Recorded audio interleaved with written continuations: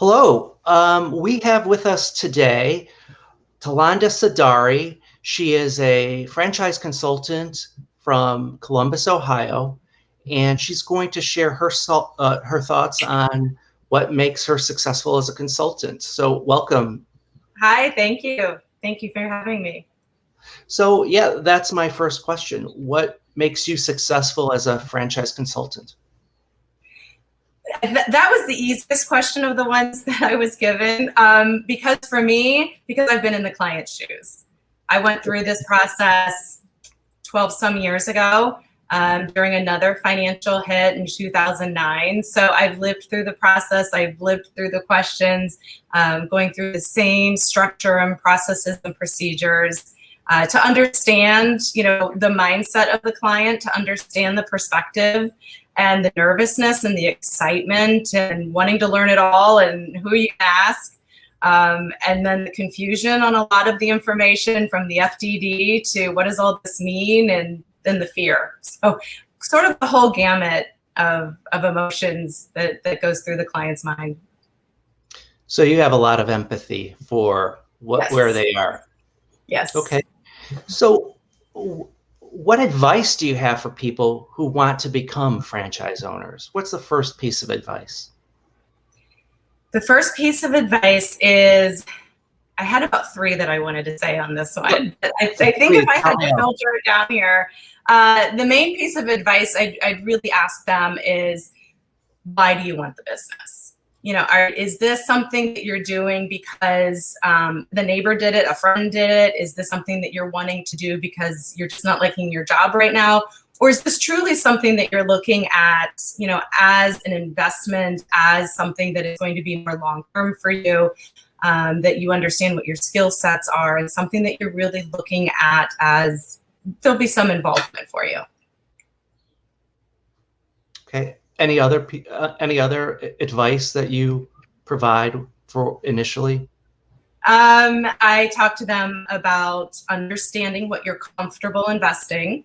I bring that up. Money's always a funny thing. We're all very personal and private with our money, but then sometimes we're not. And it's funny when we're buying a house, you want to understand how much you're pre-approved for from the bank. And same thing with the business. Understand where your line is. Understand what you're comfortable with. And I like to joke and say, even if we all won the 200 million, or I think right now the Mega Millions is 460 million. The winning ticket I asked for apparently was not given to me. But even if we all had $460 million, each of us would have a different comfort level on what to spend, what to invest. And so find your comfort level. Okay. So when in your profession, for you, what does success look like? What does winning look like? How do you know when you're kind of in the zone, when you're doing your job well? What does that look like? So this is the one that I struggled with. This question. Because, yeah, I mean, it's a good question, but when I first read the question, I thought it was geared more towards on a personal level. What does winning look like to you? Now having it a little bit more framed towards the career, the job thing for what I do, I would say honestly that I can put my head on the pillow at night and know, with the integrity and the honesty and helping people, giving them the right direction, asking them the right questions. I do tell clients up front, I am going to challenge you. You may not always like the questions that I ask, but that, I pointed them in the right direction for what was right for them. Okay.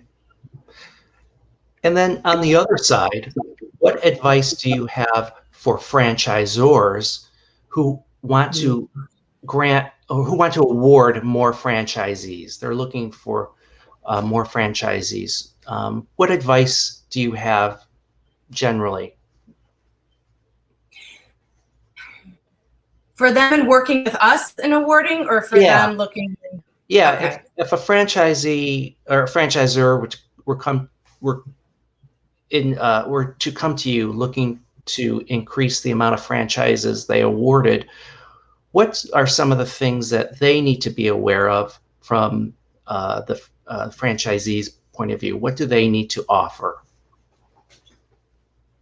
Okay. So I think what some of them could look at is for them to award more, they could just do more marketing, but then that's not going to bring them the quality clients that they're going to want to interview. So if they want to award franchises, really understand who your market is, who makes a good franchisee, and stick with that. Don't want to just award one because someone's there interviewing or mutually evaluating it with you. In working with brokers or consultants like myself, I think it's really important to have that communication with the franchisor, because clients will say some stories and some information to the franchisor. They'll open up with us.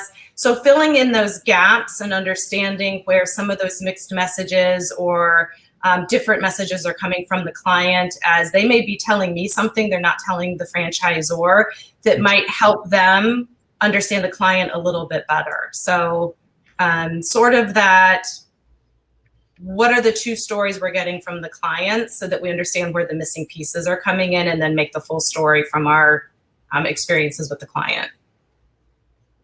Interesting. Okay. Yeah, because I think we can understand the client's fear a little bit better. So, and that leads really to my final question, and that is, what can franchisors do to better communicate with you about what their goals and objectives are when it comes to looking for franchisees? Is there something that you need from them? Outline who their ideal franchisee is. The communication part, a lot of franchisors are very good at the communication part. I tend to like to tell them up front, don't feel like you need to call me after the initial info call. That's usually very basic.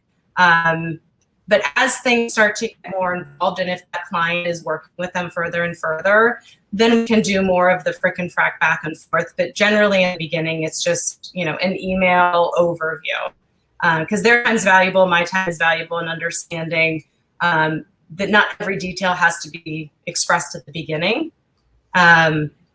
But to get more detailed as time goes on, or if there's a red flag that's happening, or the client told them something that was quite out of the ordinary that wasn't covered in my intro to them, that certainly would be of note. But generally, as things start in the beginning, it's just your general info, and so there's no need to take up time just calling on those little things. We'll save those for when the client keeps looking at them.